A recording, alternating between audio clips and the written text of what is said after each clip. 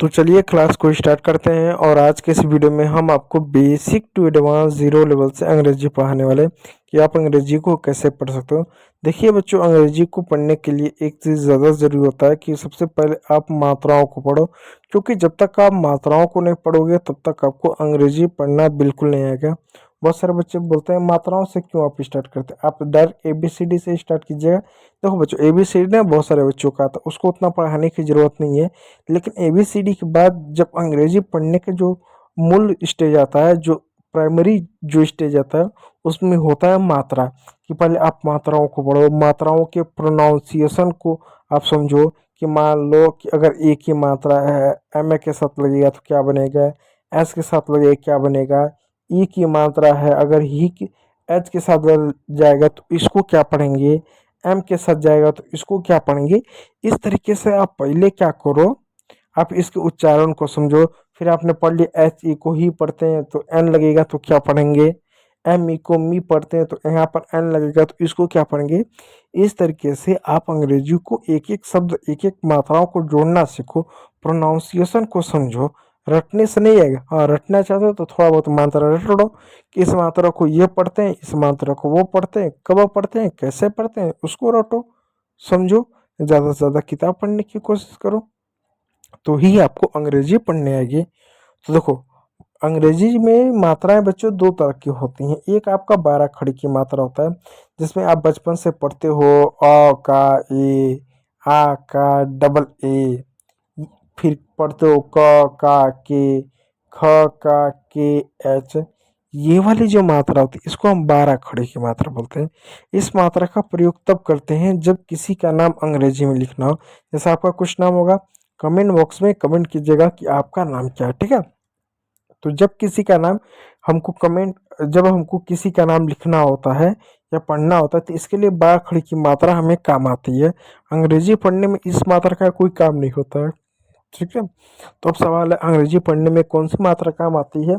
ये वाली मात्रा काम आती है जिसको हम वेवल्स बोलते हैं, जिसको हम कॉन्सोनेंट बोलते हैं। कि आपको पता है कि 21 कॉन्सोनेंट होते हैं, 5 आपके वेवल्स होते हैं।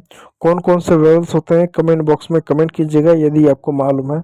कौन कौन से ए, आपके 5 वेवल्स कौन कौन से होते हैं, ए, ई, आई, ओ, यू।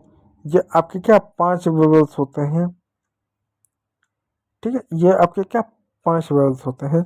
और अंग्रेजी का छोटा शब्द लो, बड़ा शब्द लो, कोई भी शब्द लो, कैसा भी शब्द लो, इन वेवल्स के मदद से ही बनता है। अब एक बात याद रखिएगा कि ये जो वेवल्स होते हैं वो सिंगल भी आ सकते हैं, डबल भी आ सकते हैं। कैसे आएंगे ध्यान दीजिएगा। जैसे मैं एक शब्द लिखता हूँ हैन, जैसे मैं एक शब्द लिखता हूँ कैट। अब यहाँ देखिए सिर्फ एक मात्रा है सिंगल, यहाँ पर भी एक मात्रा है सिंगल। लेकिन अगर मैं लिखूँ रीड, रीड, अगर मैं लिखूँ चेयर, अब देखिए यहाँ पर ई भी है ए भी है, यानी दो मात्राओं का पेयर है, दो मात्राओं के जोड़े हैं, यानी दो यहाँ पर मात्रा आपको देखने को मिल रही है। देखने को मिल रही है कि नहीं मिल रही है, देखो इधर भी एक मात्रा है, इधर भी देखो एक मात्रा है, यानी दो मात्राओं को आपको क्या पेयर देखने को मिलेगा। तो जब दो मात्राओं का आपको पेयर देखने को मिले तो उसका उच्चारण अलग होता है, और जब दो मात्राओं का पेयर आपको अलग देखने को मिले तो उसका उच्चारण अलग होता है। इस बात को आप दिमाग में बैठा लीजिएगा, ठीक है। नहीं तो आपको कोई प्रॉब्लम होगी पढ़ने में अंग्रेजी। तो आज की इस वीडियो में हम जो अंग्रेजी की ओ की मात्रा को पढ़ने वाले हैं, कैसे पढ़ेंगे ध्यान दीजिएगा। जब अंग्रेजी के किसी भी शब्द में, यानी जब अंग्रेजी में दो या तीन कॉन्सोनेंट के बाद, जब दो या तीन कॉन्सोनेंट के बीच में, जब अंग्रेजी के किसी शब्द में दो या तीन कॉन्सोनेंट के बीच में ओ आए तो ओ का उच्चारण ओ की मात्रा के रूप में करते हैं। कैसे करते हैं, जैसे एग्जांपल तौर पर देखिएगा डी ओ जी। अब इसको क्या पढ़ेंगे, डी को क्या पढ़ेंगे, डॉ पढ़ेंगे। ओ क्या दो कॉन्सोनेंट के बीच में आए, डी भी कॉन्सोनेंट जी भी कॉन्सोनेंट, ओ की ओ पढ़ेंगे, जी को क्या ग पढ़ेंगे, ग पढ़ेंगे। उसी प्रकार एक और शब्द है पी ओ टी, पी को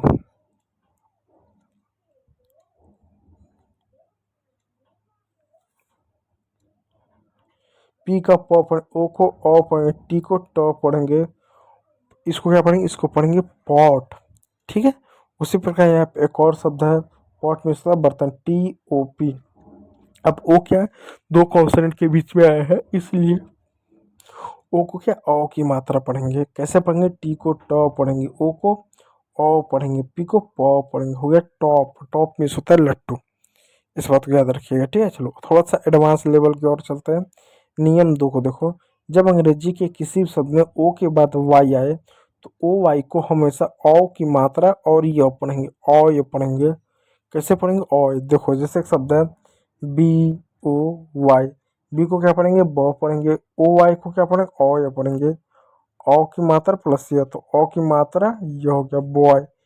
ठीक है, अब आपको हो गई डॉग और बॉय में तो कुछ अंतर नहीं है, DOG, यहाँ पर डॉग पड़ा, यहाँ पर BOY, इसमें इसमें कुछ अंतर तो नहीं है, अंतर है।